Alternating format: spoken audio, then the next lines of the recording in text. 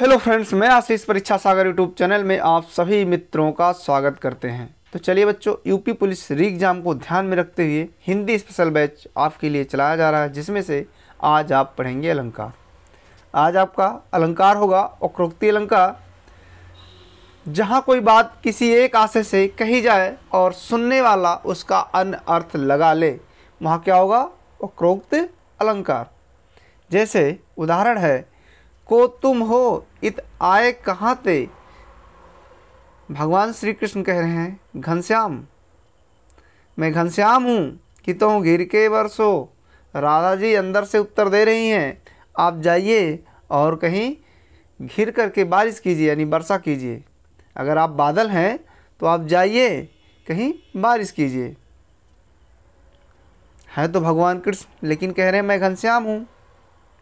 राधा ने अलग अर्थ निकाल लिया है, कह रही हैं राधा जी जाइए कहीं घिर करके बारिश कीजिए। अगर आप बादल हैं तो यहाँ क्या करने के लिए आए हो? देखिए अगला उदाहरण है, एक कबूतर देख हाथ में, पूछा कहाँ अपर है। एक अपर और सपर क्या होता है? अपर मतलब बिना पंख वाला और सपर मिस होता है पंख वाला। पर मतलब पंख, आ मतलब बिना और स मतलब सहित, यानी सपर मतलब पंख वाला यानी पंख सहित। एक कबूतर देख हाथ में, पूछा कहाँ अपर है। उसने कहा अपर कैसा, वह उड़ गया सपर है। उसके पास तो पंख है, वो उड़ गया। उसके बाद में अगला है, आए हूँ मधुमास के प्रीतम अइहे नाहि। आए हूँ मधुमास के प्रीतम अइहे नाहि। उसके बाद में आपका अगला है अर्थालंकार। वक्रोक्ति अलंकार जल्दी पेपर में पूछा नहीं जाता है। देखिए अर्थालंकार में उपमा अलंकार पेपर में आता है। जिस काव्य में अर्थ में विशेषता पाई जाए वहाँ अर्थालंकार होता है। अर्थालंकार के भेद हैं उपमा, जो कि उपमा बहुत ही इम्पोर्टेंट अलंकार है, यहाँ से क्वेश्चंस पूछे जाते हैं। जिस काव्य में अर्थ में विशेषता पाई जाए वहाँ अर्थालंकार होता है। अर्थालंकार में उपमा को देख लीजिए, जहाँ समान गुणधर्म के आधार पर एक वस्तु, व्यक्ति या प्राणी की तुलना की जाती है वहाँ उपमा अलंकार होता है। जहाँ समान गुणधर्म के आधार पर एक वस्तु, व्यक्ति या प्राणी की तुलना की जाए वहाँ उपमा अलंकार होता है। उपमा अलंकार के 4 अंग होते हैं। कितने अंग होते हैं? 4। एक होता उपमेय, एक होता उपमान, एक होता असाधारण धर्म और चौथा होता है वाचक शब्द। उपमेय क्या है? जिसकी तुलना की जाए। और उपमान क्या होता है? जिससे तुलना की जाए। उपमेय जिसकी तुलना की जाए और उपमान क्या होता है? जिससे तुलना की जाए। साधारण धर्म क्या होता है?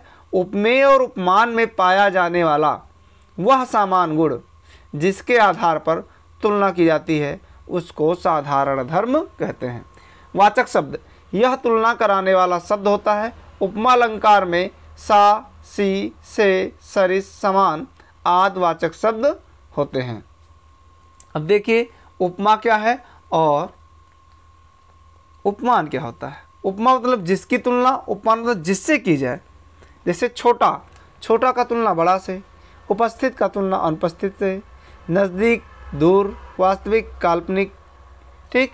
और देखिए अगला यहाँ भी है, उपमेय यथार्थ, उपमान काल्पनिक। उपमेय यहाँ प्रस्तुत होगा, यहाँ उपमान अप्रस्तुत होगा, यानी अप्रस्तुत से तुलना किया जा रहा है प्रस्तुत का।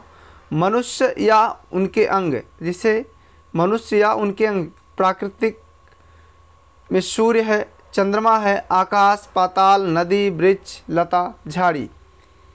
ठीक। उसके आगे क्या है? आपका उदाहरण है। इस उदाहरण से हम समझेंगे कि हम उपमा अलंकार को कैसे पहचान पाएंगे। उपमा अलंकार को कैसे पहचान पाएंगे? देखो भाई, उपमा अलंकार को आप कैसे पहचानेंगे? उपमा के कितने भेद होते हैं? उपमा के भेद तो जल्दी नहीं पूछा जाता है, लेकिन आप पढ़ लीजिए, पता नहीं पूछ लिया जाए भविष्य में। उदाहरण है, पीपर पात सरिस मन डोला। सरिस क्या है? समानता यानी वाचक शब्द है। तुलना कराने वाला, सरिस, सम, सा, सादृश्य यानी समानता वाली बात, ये वाचक शब्द हो जाएंगे किसके? उपमा अलंकार के। सरिस है, सम है, समान है, सादृश्य है, तो ये क्या है? उपमा अलंकार के वाचक शब्द हैं। उसके बाद में अगला उदाहरण है हाय फूल सी। सी क्या है? हाय फूल सी, सी क्या है? वाचक शब्द है। हाय फूल सी कोमल बच्ची हुई राख की ढेरी। कोमल क्या है? साधारण धर्म है, बच्ची उपमेय है, सी वाचक शब्द है, और फूल क्या है आपका? फूल, फूल क्या है? साधारण धर्म। हाय फूल सी कोमल बच्ची हुई राख की ढेरी, ये क्या है? उपमा अलंकार के उदाहरण है। उपमा अलंकार के 3 भेद होते हैं, पूर्ण उपमा, लुप्तोपमा, मालोपमा। देखिए लुप्तोपमा क्या होता है? लुप्तोपमा यानी जहाँ उपमा का लुप्त हो जाना। लुप्तोपमा, सख बसंत से कहा गए, सख बसंत से कहा गए वे मैं उल्का सी। सी क्या वाचक शब्द है? मैं क्या उपमेय, से क्या है? ये भी वाचक शब्द है। और बसंत क्या है? प्रकृति। जैसे आपने पहले ही पढ़ा होगा, मनुष्य या उनके अंग में सूर्य, चंद्रमा, आकाश, पाताल, नदी, वृक्ष, लता, झाड़ी, ये सब भी आते हैं उदाहरण में। वैसे यहाँ क्या है? प्रकृति यानी बसंत। मालोपमा में क्या है? जब हम एक ही चीज़ की तुलना कई चीज़ों से कर दें, जैसे सिंघनी सी कानों में, योगिनी सी सैलों में, सफरी सी जल में, विहंगनी सी व्योम में, जाती तभी और उन्हें खोज लाती। सफरी सी यानी मछली सी जल में, विहंगनी सी व्योम में, जाती तभी और उन्हें खोज लाती, ये क्या है? मालोपमा के उदाहरण हैं। वैसे लुप्तोपमा, मालोपमा ये सब पेपर में नहीं पूछा जाता है। माला के समान उपमा पर उपमा दी जाती है, उसे मालोपमा कहते हैं। निर्धन के धनसी तुम आई, मुख मयंक सम मंज मनोहर, ये देख ये अरविंद से सुवृंद कैसे शोर है, ये सब क्या है? ये मालोपमा के उदाहरण है। मोम सा तन धुल चुका है, अब दीप सा मन जल चुका है। जो घनीभूत पीड़ा थी मस्तक में दुर्दिन सी आई, हिरनी सी मीन से सुखंजन समान चारू, अमल कमल से बिलोचन तिहारे हैं।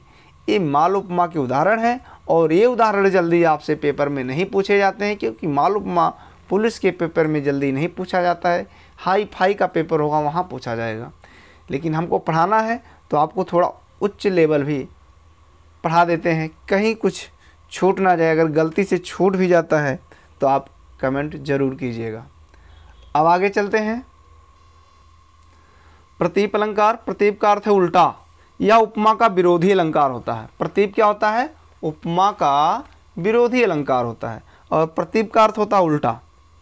इसमें उपमेय को उपमान से श्रेष्ठ बताया जाता है।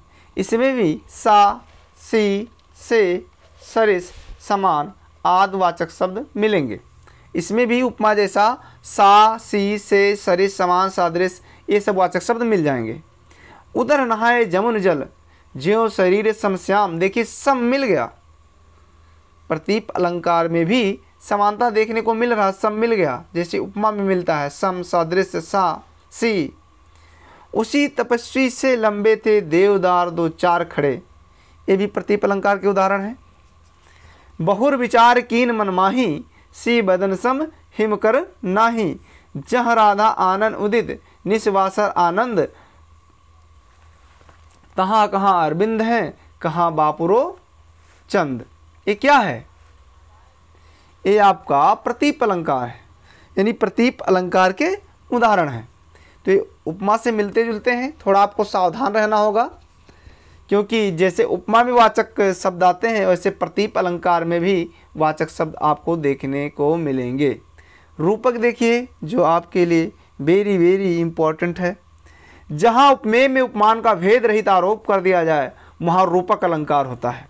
जहाँ प्रस्तुत में अप्रस्तुत का भेद रहित आरोप कर दिया जाए वहाँ क्या होगा? रूपक अलंकार होगा। जहाँ उपमेय और उपमान में कोई अंतर ना रह जाए बल्कि दोनों के एक मान लिया जाए, जबकि दोनों को क्या मान लिया जाए? एक मान लिया जाए, वहाँ रूपक अलंकार होता है।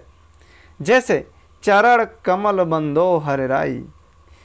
यहाँ क्या है? रूपक। रूपक अलंकार में ऐसे डैश दिया रहता है बीच में पंक्तियों में, उससे भी बहुत बच्चे पहचान जाते हैं कोई नहीं दूसरा है तो रूपक ही है। लेकिन आप डैश पर मत जाइए, आप इसको समझिए, जहाँ उपमेय में उपमान का भेद रहित आरोप कर दिया जाए वहाँ रूपक अलंकार होता है। जहाँ प्रस्तुत में अप्रस्तुत का भेद रहित आरोप कर दिया जाए, जहाँ उपमेय और उपमान में कोई अंतर ना रह जाए बल्कि दोनों को एक मान लिया जाए, ये ध्यान देने वाली बात है। जहाँ उपमेय और उपमान में कोई अंतर ना रह जाए बल्कि दोनों को एक मान लिया जाए, वहाँ रूपक अलंकार होता है। चरण कमल बंदो हर्राई। चरण मीन्स पैर, यानी चरण कमल के समान। ये कौन कह रहा? सूरदास जी। यहाँ भी समानता दिखा रहे हैं सूरदास जी। असुमन जल सींच सींच प्रेम बोल बोई, पायो जी में तो राम रतन धन पायो। प्रेम अतिथ खड़ा द्वार पर, हृदय कपाट खोल दो तुम। कर सरोज जय माल उठाई, प्रेम विवश पहिराए न जाई। दुल्हिन गावहु मंगल चार, हमारे घर आए राजा राम भरतार। फिर से देख लीजिए, ये सब रूपक अलंकार के उदाहरण हैं। असुमन जल सींच सींच प्रेम बोल बोई, पायो जी मैं तो राम रतन धन पायो। प्रेम अतिथ खड़ा द्वार पर, हृदय कपाट खोल दूँ तुम। कर सरोज जय माल उठाई, प्रेम विवश पहिराए न जाई। दुल्हिन गावहु मंगल चार, हमारे घर आए राजा राम भरतार। अगला देखिए आप, अगला उदाहरण है। उदित उदयगिर मंच पर, रघुबर बाल पतंग। बिकसे संत सरोज सब, हर्षे लोचन भृंग। ये भी आपका रूपक अलंकार का एक अच्छा सा उदाहरण है। जितने भी एग्जाम्पल हैं, उदाहरण हैं, बहुत अच्छे अच्छे हैं, पेपर में आते हैं, आप ध्यान दीजिएगा। अब आपका अगला है उत्प्रेक्षा अलंकार। ये भी बहुत ही इम्पोर्टेंट अलंकार है। जहाँ उपमेय में उपमान की संभावना की जाए या कल्पना की जाए वहाँ उत्प्रेक्षा अलंकार होता है। इसमें जनु जानो मनु मानो जनो मनो आदि वाचक शब्द आते हैं। ये सब अगर पंक्ति में मिल जाता है, जनु जानो मनु मानो जनो मनो आदि वाचक शब्द पंक्तियों में मिल जाते हैं तो बच्चे सीधा सीधा समझ जाते हैं कि यहाँ कुछ दूसरा नहीं है, यहाँ उत्प्रेक्षा अलंकार है। जैसे उस काल मारे क्रोध के तन कांपने उनका लगा, मानो हवा के बेग से सोता हुआ सागर जगा। धाये काम धाम सब त्यागी, मन हो रंग के निध लूटन लागी। सोहत ओढ़े पीत पट श्याम सलोने गात, मन हो नील मन सैल पर आतप प्रयो प्रभात। सोहत ओढ़े पीत पट श्याम सलोने गात, मन हो नील मन सैल पर आतप प्रयो प्रभात। फूले कास सकल नहीं छाई, जन वर्षा ऋतु प्रगट बुढ़ाई। संदेह।